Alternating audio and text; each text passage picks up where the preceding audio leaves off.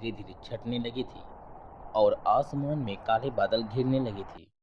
गांव के लोग इस बदलाव को देखकर खुश थे, क्योंकि यह संकेत था कि मानसून अब आने ही वाला था। रामू भी इन्हीं लोगों में से एक था, जो गांव के बाहर एक छोटी सी झोपड़ी में अपनी पत्नी सीता और बेटे मोहन के साथ रहता था। रामू एक गरीब किसान था, जिसके पास जमीन का एक छोटा सा टुकड़ा था। वह बड़ी मेहनत से खेती करता, लेकिन बारिश न होने के कारण उसकी फसल सूख जाती थी। कई सालों से सूखा पड़ रहा था और इस साल भी वह आसमान की ओर टकटकी लगाए बैठा था कि कब उस पर बारिश की कृपा होगी। एक दिन दोपहर के समय तेज हवा चलने लगी। देखते ही देखते काले बादलों ने पूरे आकाश को ढक लिया। कुछ ही मिनटों में मूसलाधार बारिश शुरू हो गई। बच्चे खुशी से नाचने लगे, किसान राहत की सांस लेने लगे और पशु पक्षी भी मानो इस बारिश का आनंद लेने लगे। रामू की पत्नी सीता ने बारिश होते ही आंगन में रखे बर्तनों को समेटा और जल्दी से घर के अंदर चली गई। मोहन भी बारिश में भीगने के लिए मचल रहा था, लेकिन उसकी माँ ने उसे रोक लिया। नहीं बेटा, बीमार पड़ जाओगे। रामू खुशी से अपने खेत की ओर भागा, जहाँ पानी की पहली बूंदें जमीन को भिगो रही थी। उसकी आंखों में उम्मीद की चमक थी। रामू का घर बहुत पुराना था। उसकी छत घास फूस और मिट्टी से बनी थी। बरसात के पहले ही दिन छत से पानी टपकने लगा। दीवारें भीगने लगी और मिट्टी के धीरे धीरे गिरने लगी। सीता घबरा कर बोली, रामू, यह छत ज्यादा दिन नहीं टिकेगी, कुछ इंतजाम करना पड़ेगा।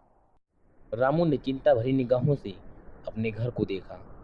पहले ही कई बार वह इसे ठीक करवाने की सोच चुका था, लेकिन गरीबी के कारण कभी कर नहीं पाया। रात होते होते बारिश और तेज हो गई। तेज हवाओं के साथ पानी व वेग इतना बढ़ गया कि रामू की झोपड़ी हिलने लगी। अचानक एक जोर की आवाज आई और छत का एक बड़ा हिस्सा गिर गया। पूरा परिवार डर से कांप उठा। रामू ने जल्दी से एक कोने में कुछ लकड़ियां और बांस इकट्ठा किए और टपकती छत को किसी तरह ढकने की कोशिश की, लेकिन तेज बारिश के सामने उसकी मेहनत बेकार जा रही थी। सीता और मोहन एक कोने में सहमे बैठे थे। घर के अंदर पानी भरने लगा था। रामू ने सोचा, अगर बारिश यूं ही चलती रही तो हमारा घर पूरी तरह ढह जाएगा। हमें किसी सुरक्षित जगह जाना होगा। तभी पड़ोसी हरिया वहां आ गया। रामू, जल्दी चलो, मेरे घर चलो। यहाँ रहोगे तो तुम्हारा घर गिर सकता है। रामू ने सोचा कि अब इंतजार करना ठीक नहीं। उसने सीता और मोहन का हाथ पकड़ा और हरिया के घर की ओर भागा। अगली सुबह जब बारिश कुछ धीमी हुई तो रामू अपने घर की हालत देखने लौटा। आधा घर गिर चुका था, सामान कीचड़ में बिखर चुका था और पूरी झोपड़ी रहने लायक नहीं बची थी। गांव वालों ने जब यह देखा तो वे मदद के लिए आगे आए।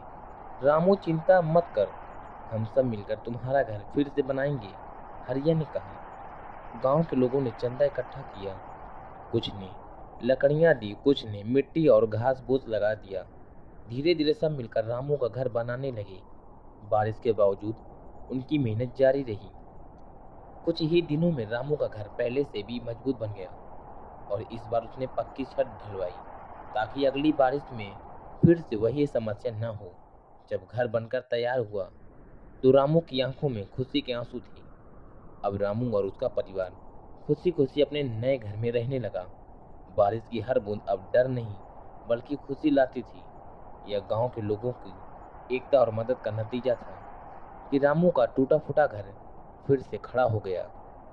इस बारिश ने रामू को एक सबक सिखाया, मुसीबतें आती हैं, लेकिन अगर लोग एक दूसरे की मदद करें तो हर कठिनाई को पार किया जा सकता